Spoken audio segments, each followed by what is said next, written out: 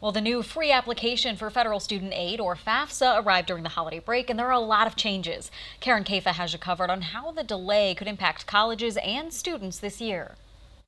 It's been a slow start for some as the Department of Education keeps this form available and open for just a few hours at a time as they update the site as needed. Typically, the FAFSA is available on October 1st, but the overhaul of the process caused a delay. That means students and families might have to get up to speed a little bit more quickly, but they also may wait a little bit longer for financial aid offers.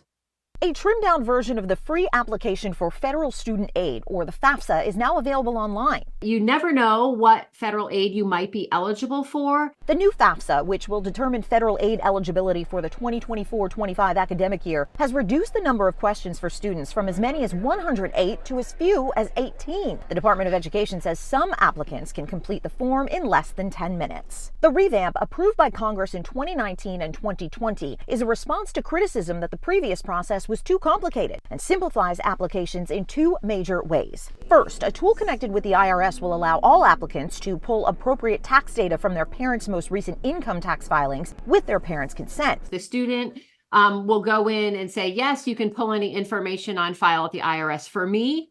And then the parent will also go in and do the same. Second, applicants can now skip questions that just aren't relevant to them. Also revised, the way aid is calculated. That's expected to boost the number of lower-income students eligible for federal Pell Grants, which do not need to be repaid. But the new calculations eliminate the so-called sibling discount, where students who had a sibling enrolled in college were eligible for more aid. Colleges will begin to receive applicant data in late January, setting a tight clock for institutions that typically send aid award letters in March. They will be scrambling to get those turned around so that students and families have adequate amount of time so that they can consider all of their options and make their enrollment decision.